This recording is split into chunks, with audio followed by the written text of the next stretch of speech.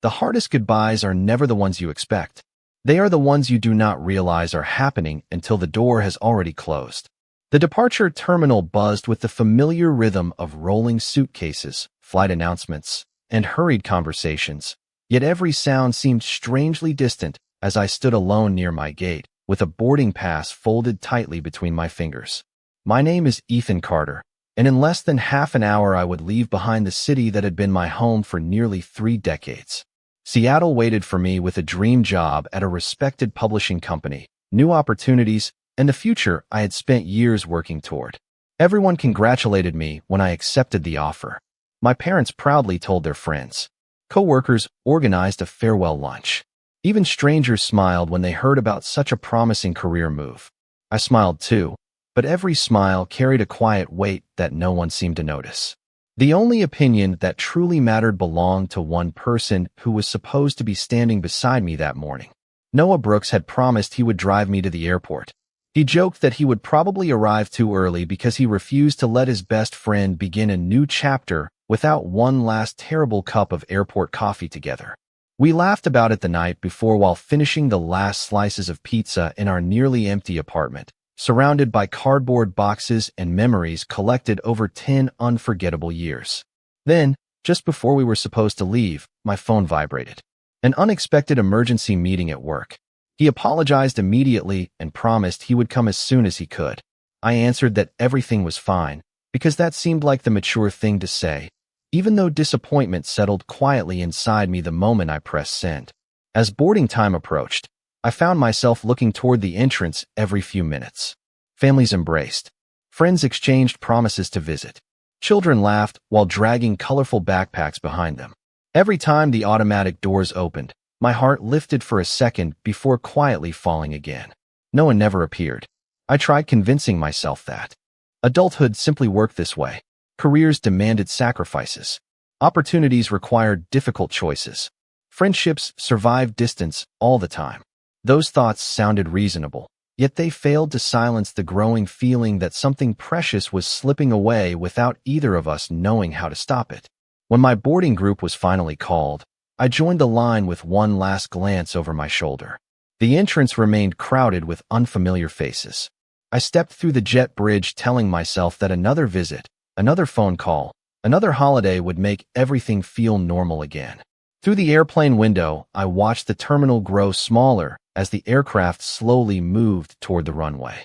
Then, just before takeoff, a familiar figure appeared beyond the glass overlooking the gates. A man wearing a navy jacket ran through the corridor, stopping only when he reached the window facing the departing aircraft. Even from that distance, I recognized Noah immediately. One hand rested against the glass while his shoulders rose and fell with exhausted breaths. He had come. He had kept his promise. He had simply arrived a few minutes too late. As the engines lifted us into the gray morning sky, I watched him disappear beneath the clouds, never imagining that those lost minutes would become the beginning of the most important story either of us would ever live. The flight to Seattle lasted only a few hours, yet somewhere above the clouds it felt as though an entire lifetime had quietly slipped behind me. I leaned against the airplane window, watching endless layers of white stretch across the horizon while one image refused to leave my thoughts. Noah standing behind the airport glass, breathing hard after running through the terminal, arriving only moments too late. I kept wondering what he had wanted to say. Maybe it was nothing more than a proper goodbye.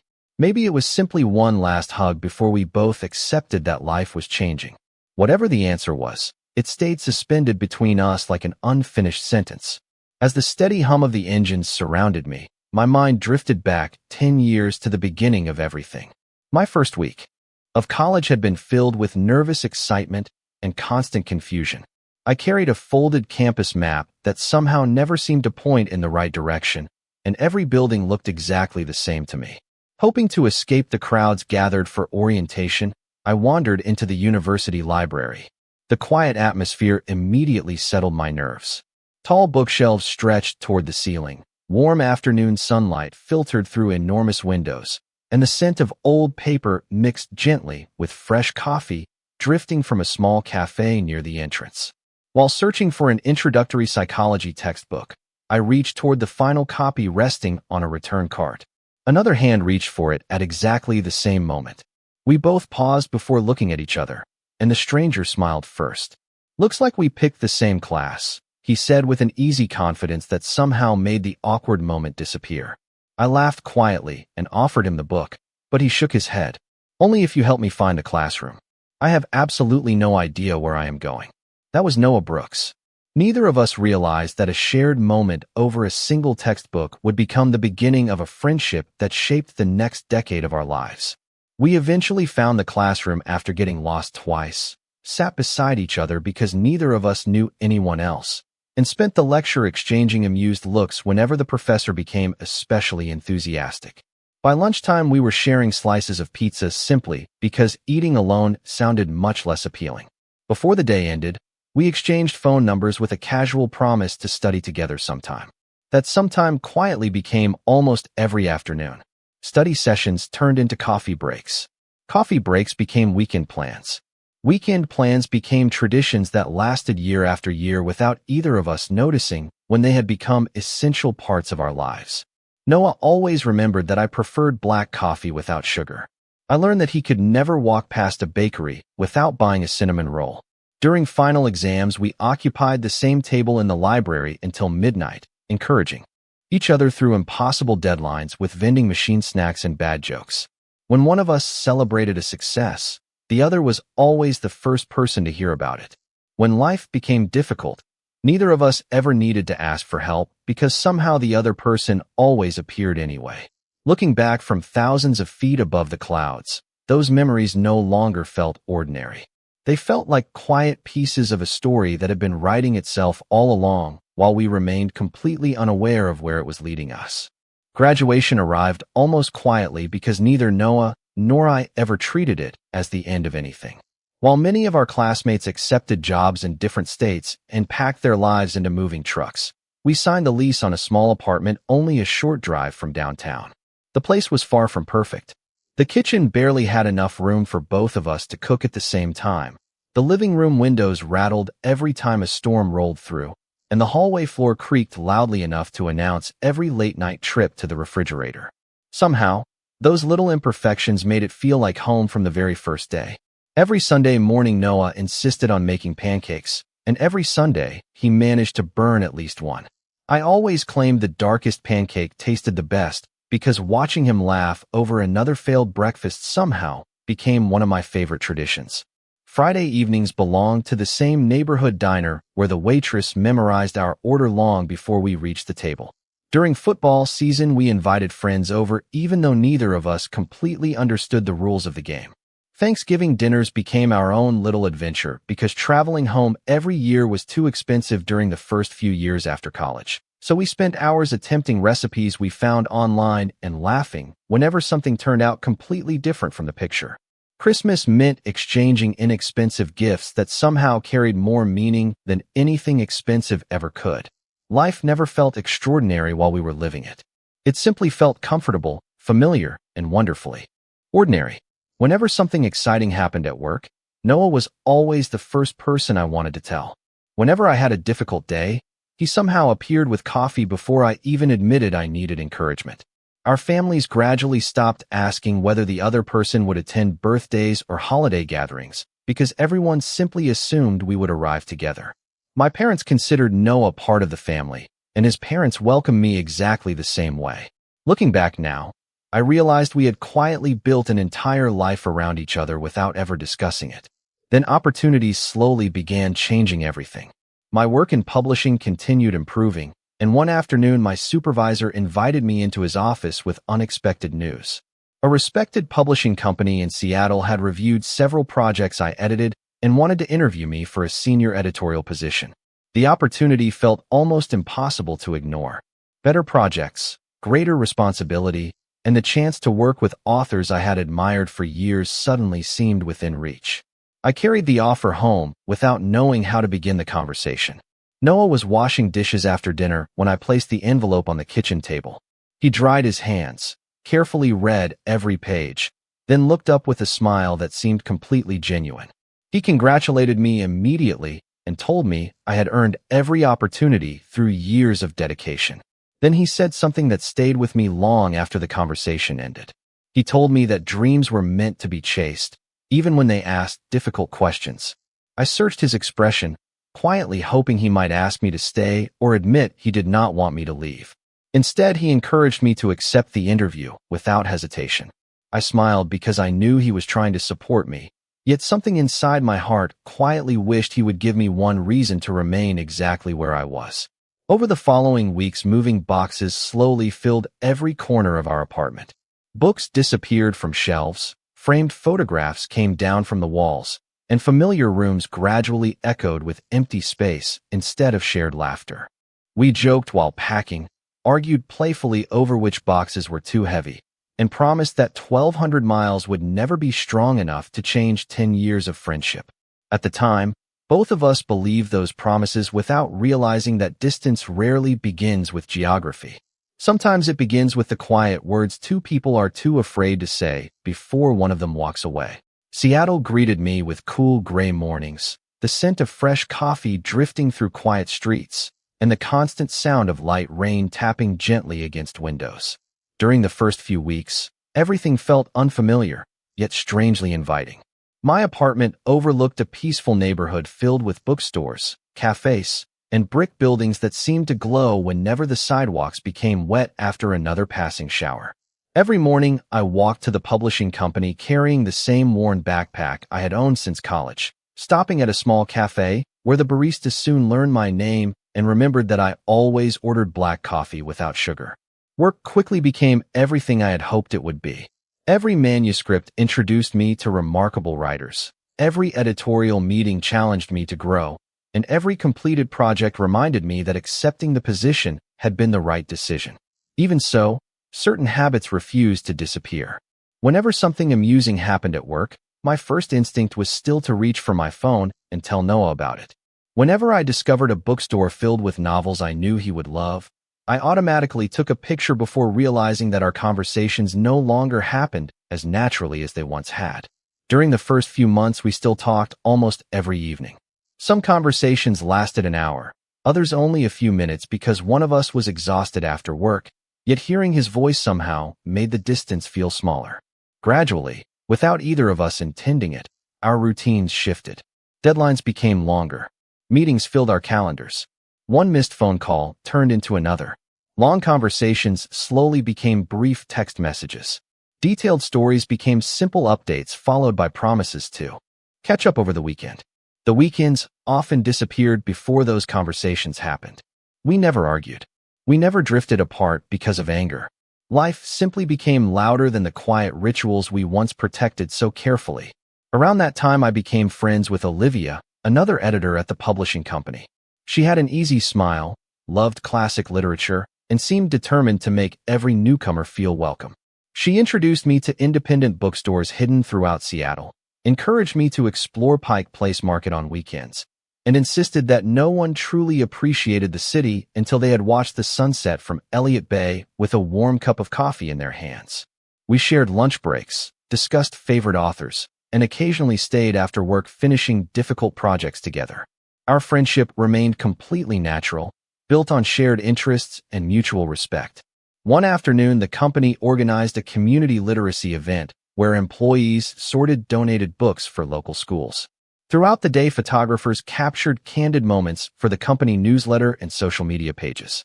I barely noticed until co-workers laughed about one photograph showing Olivia and me carrying stacks of books while smiling at an inside joke.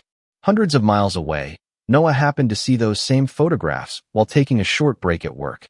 He paused longer than he expected, studying the image without fully understanding why it unsettled him. Nothing about the picture suggested anything beyond friendship. Olivia stood beside me exactly the way any coworker might. Yet something inside Noah quietly tightened as he realized another person had become part of the ordinary moments that used to belong almost entirely to the two of us. That evening, he called earlier than usual. After asking about work, he hesitated before speaking again. "So, who is Olivia?" he asked as casually as he could manage. I smiled, never imagining the question carried more weight than simple curiosity. "She is just a friend from work," I answered honestly. "She helped Seattle feel a little less unfamiliar."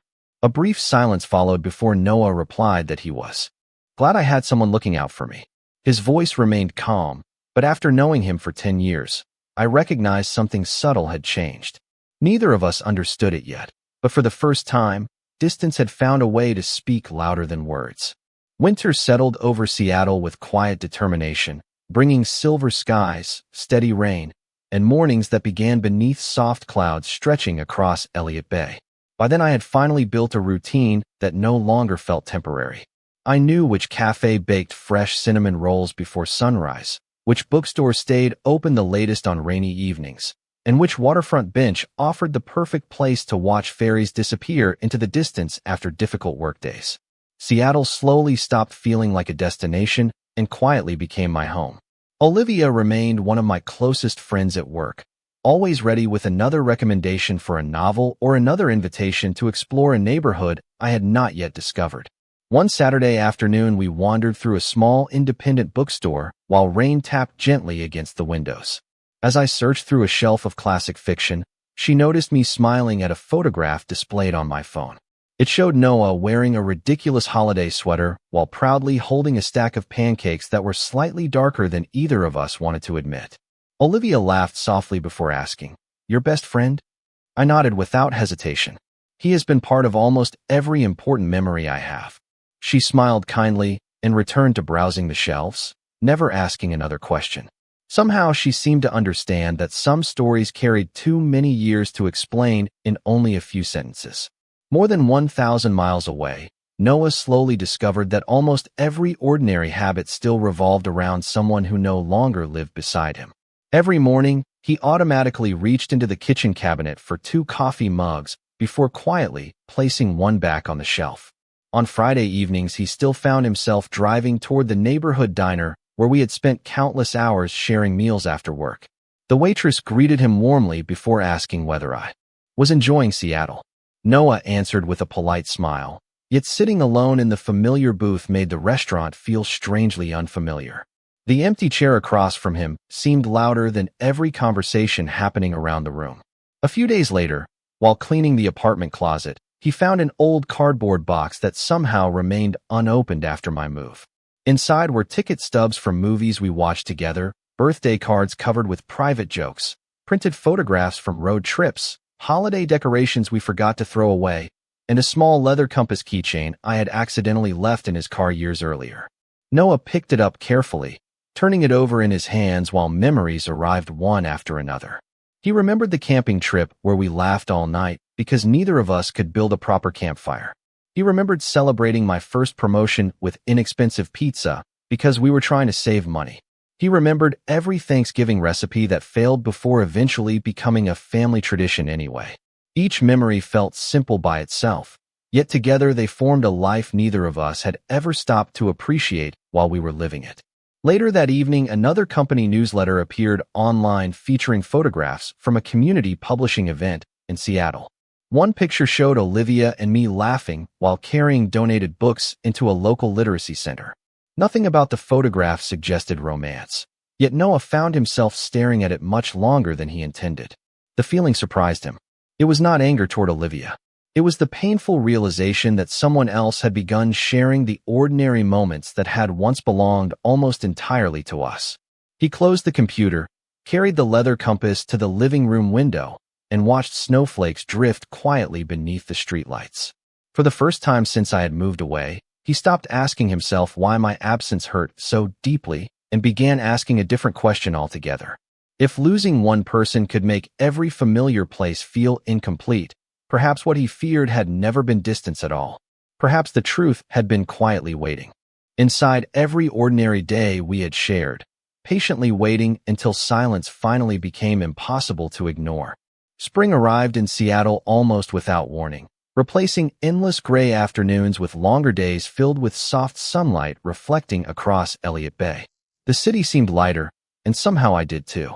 During my first year, I had spent so much energy learning how to adapt that I barely noticed when unfamiliar streets quietly became part of my daily routine. I recognized the bookstore owners by name, knew exactly which cafe prepared the strongest coffee before work, and no longer needed a map to find a quiet waterfront path where I often walked after finishing another manuscript. One Friday afternoon, my department director invited me into her office with a warm smile and a neatly prepared envelope resting on her desk. She congratulated me for exceeding every expectation during my first year with the company before explaining that the executive team wanted to promote me to senior editor. Along with the promotion came greater creative responsibility, a generous salary increase, and the opportunity to lead several major publishing projects over the coming years. There was only one request. They hoped I would commit to building my long-term future in Seattle. I looked at the offer for several quiet moments before signing my name. It was not a difficult decision anymore. Seattle had slowly become more than a city where I worked. It had become the place where I discovered I was capable of building a life on my own. That evening, I celebrated by walking along the waterfront before calling my parents. Their excitement filled the conversation with laughter and pride. After hanging up, I stared at my phone for several seconds before pressing Noah's name. He answered after a few rings with the familiar calm voice I had missed more than I liked to admit. We talked about ordinary things first, the way we always did. Work deadlines, weekend plans, the weather. Finally, I told him about the promotion and explained that accepting it meant I would probably remain in Seattle for many years. Silence followed. At first, I thought the connection had weakened, but then I heard him take a slow breath. When he finally spoke, his voice sounded steady, yet strangely fragile beneath the surface. He congratulated me sincerely and told me nobody deserved the opportunity more than I did. We continued talking for another few minutes before ending the call exactly as we always had, promising to speak again soon. After the screen went dark, I remained beside the water watching the evening sunlight disappear beyond the horizon. I should have felt completely happy, yet an unexpected emptiness settled quietly inside my heart. Thousands of miles away, Noah lowered his phone onto the kitchen counter and stood motionless inside the apartment that suddenly felt much larger than it had ever seemed before. Until that moment, some small part of him had continued believing my move might only be temporary. Perhaps another opportunity would eventually bring me home. Perhaps life would somehow return to the comfortable routines we had always shared. Hearing that I intended to remain in Seattle shattered that quiet hope. The future he imagined without realizing it no longer existed. The following morning, he drove to the lakeside park where we had spent countless Sunday afternoons talking about careers, family, and dreams we assumed would always include both of us. He sat on the familiar wooden bench watching gentle ripples spread across the water while families walked nearby, enjoying the beautiful spring weather. An elderly man feeding ducks glanced toward him with a friendly smile and casually asked whether he was waiting for someone. Noah watched the water for a long moment before answering softly, almost as though he had only just discovered the truth himself. He admitted that perhaps he had been waiting far too long. As those words left his mouth, something inside him finally became clear. The fear that had followed him for months was never about another city, another job, or another chapter of life. It was the terrifying realization that if he continued choosing silence, the person who had always made every ordinary day feel like home might one day become only a beautiful memory he no longer had the chance to keep. The drive home from the lakeside park felt unusually quiet, even though the roads were filled with the familiar rhythm of weekend traffic. Noah barely noticed any of it. The elderly man's simple question continued echoing through his thoughts, not because it carried extraordinary wisdom, but because it forced him to admit something he had spent an entire year avoiding. By the time he unlocked the apartment door, he knew he could no longer hide behind routine or excuses.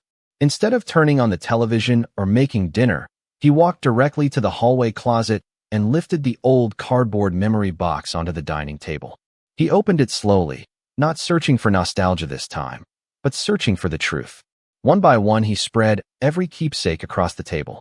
There were faded movie tickets from weekends neither of them had planned in advance, birthday cards filled with private jokes that no one else would understand, photographs from college road trips, handwritten grocery lists somehow saved by accident, and the small leather compass keychain that Ethan had forgotten years earlier.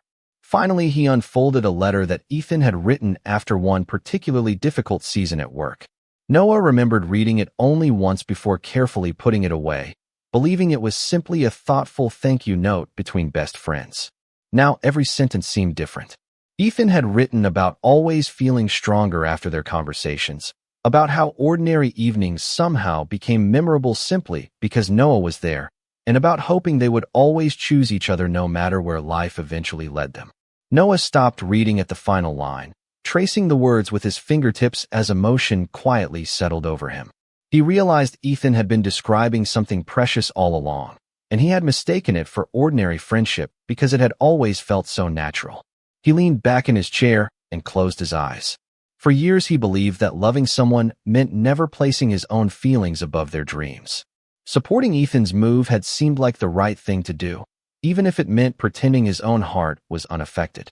Only now did he understand that honesty and support could exist together. Remaining silent had protected neither of them. The following afternoon, he drove to his parents' house without calling ahead. His mother welcomed him inside with the same warm smile she had worn throughout his childhood, but she immediately noticed the thoughtful expression on his face. She poured 2 cups of coffee and waited patiently until he finally spoke. Instead of asking for advice directly, he found himself talking about Ethan. He described the first day in the university library, the tiny apartment with squeaky floors, burnt Sunday pancakes, road trips, holidays, late-night conversations, and every ordinary memory that somehow still felt brighter than anything that had happened during the past year. When he finally fell silent, his mother smiled gently.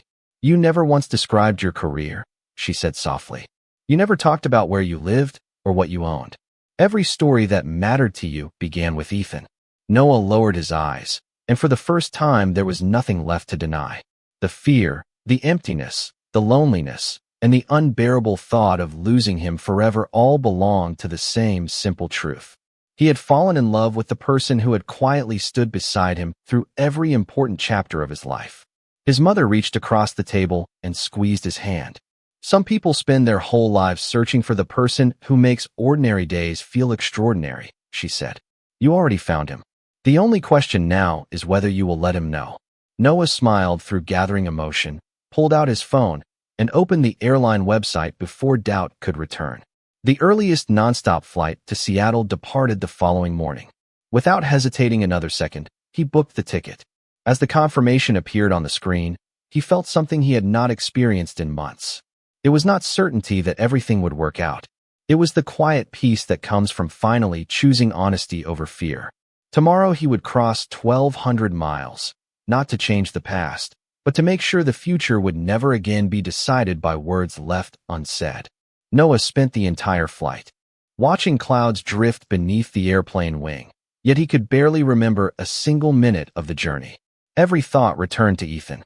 He replayed the airport goodbye from a year earlier, the unanswered questions, the conversations that had slowly become shorter, and the countless opportunities when he could have spoken honestly, but convinced himself there would always be another tomorrow. When the plane finally landed in Seattle, he stepped into the cool afternoon air carrying only a small overnight bag and the worn leather compass keychain that Ethan had accidentally left behind years before. He decided not to call immediately. Some conversations deserved more than a telephone connection. They deserved honesty shared face to face. Meanwhile, my Friday had been filled with meetings celebrating the beginning of several major publishing projects. My coworkers insisted we gather after work at a waterfront restaurant overlooking Elliott Bay to celebrate my promotion. As the evening sun settled behind the distant mountains, golden reflections stretched across the water while ferries moved quietly through the harbor. Laughter filled the table as everyone shared stories about unexpected career moments and future plans. Olivia raised her glass with a warm smile and congratulated me once again, joking that Seattle had clearly decided to keep me forever. I smiled politely, grateful for the friendships I had built, yet a familiar emptiness quietly lingered beneath the celebration. Across the city, Noah began searching using nothing more than the pieces of Seattle I had described over countless phone calls. He visited the neighborhood bookstore where I always found rare first editions, stopped at the small cafe whose barista remembered my coffee order, and wandered through streets lined with brick buildings until the city slowly began to resemble the stories I had shared during the past year. At each stop, he wondered whether he had arrived too late once again. As evening approached, he remembered how often I spoke about Elliott Bay whenever I needed time to think. Trusting that memory, he made his way toward the waterfront. Dinner ended shortly afterward, and my co-workers gradually headed home. Olivia offered me a ride, but I declined, choosing instead to enjoy the cool evening breeze before walking back toward my apartment. The waterfront always helped me clear my thoughts after busy weeks, and that evening was no different. I stood quietly beside the railing watching the gentle waves catch the last traces of sunlight while the city lights slowly brightened behind me. Without any obvious reason, I found myself wondering what Noah might be doing at that exact moment. I smiled at the thought, remembering burnt pancakes, late-night conversations, and a friendship that distance had never truly erased from my heart. Then I heard footsteps slow behind me. A familiar voice spoke my name with a mixture of relief and quiet uncertainty that I would have recognized anywhere. I turned around, and for a brief moment the entire world seemed to fall silent. Noah stood only a few yards away wearing the same navy jacket I remembered from the airport, his expression carrying equal measures of hope, exhaustion, and determination. Neither of us moved immediately. We simply looked at one another as though an entire year of missed conversations existed inside that single moment. Finally, I managed to ask the only question that came to mind. "What are you doing here?" Noah took one careful step forward, holding the old leather compass in his hand before looking directly into my eyes. His voice trembled slightly, yet every word carried complete sincerity. "I came because I finally understood that what frightened me was never the distance between us," he said quietly. "It was the thought of living the rest of my life without telling you that you have always been the most important person in it." For several long moments, neither of us spoke. The sounds of the waterfront continued around us as ferries crossed Elliott Bay. Conversations drifted through the evening air, and the last golden light disappeared beneath the horizon. Yet everything beyond the space between us seemed to fade away. I looked at Noah, searching his face for the certainty I had imagined so many times during the past year. Instead of hesitation, I found quiet honesty. He stepped closer and gently held out the worn leather compass keychain. "You left this in my car years ago," he said with a small smile. "I kept telling myself I would return it the next time I saw you. Then I realized I was never really holding onto the keychain. I was holding onto the hope that there would always be another chance." I accepted it carefully, turning it over in my hand before meeting his eyes again. "When I moved here," I admitted softly, "part of me hoped you would ask me not to go. When you encouraged me instead, I convinced myself that maybe I had imagined how important we were to each other." Noah shook his head almost immediately. "I wanted to ask you to stay every single day after you accepted that job. I thought supporting your dream meant hiding my own feelings. I believed silence was the kind thing to do. I understand now that silence almost became the biggest mistake of my life." I laughed quietly through gathering emotion because his words echoed thoughts I had carried for months. "Do you know what surprised me the most about Seattle?" I asked. "I eventually found my favorite coffee shop, my favorite bookstore, and a career I truly love. I built a life I am proud of. But no matter how beautiful the city became, every good day still felt incomplete because the first person I wanted to tell was always you." Noah smiled with unmistakable warmth.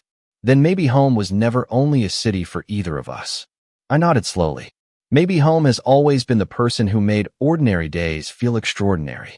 We stood there smiling at one another, finally understanding what had quietly been growing between us since two nervous college students reached for the same psychology textbook years before. There was no dramatic moment, no perfect speech, and no grand performance. Noah simply reached for my hand with quiet patience, giving me every opportunity to step away if I wished. Instead, I closed the remaining distance and embraced him with the certainty that neither of us needed another year of wondering what might have been. Everything we had shared suddenly made sense. The burnt Sunday pancakes, the endless library study sessions, the road trips, the holidays spent together, the tiny apartment filled with laughter, the airport goodbye, the unanswered phone calls, and even the painful distance had all carried us toward this single honest moment. 2 years later, people often asked which one of us decided to move forward first. We always smiled because neither answer felt completely true. Noah eventually moved to Seattle after finding an excellent opportunity that allowed him to begin a new chapter without leaving his own dreams behind. We built our future the same way we had built our friendship years earlier, one ordinary day at a time. Sunday mornings still began with pancakes that were never perfectly cooked. Friday evenings often ended inside our favorite bookstore before we walked together along Elliott Bay with warm coffee in our hands.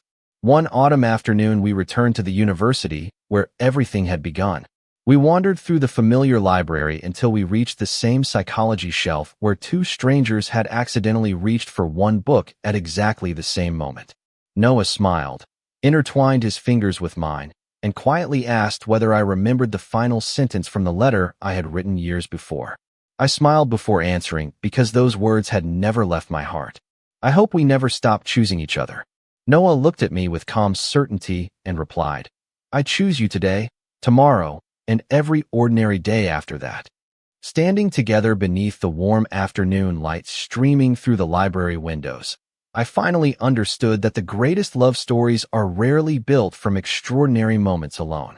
They are built from countless ordinary days shared with the one person who quietly becomes home.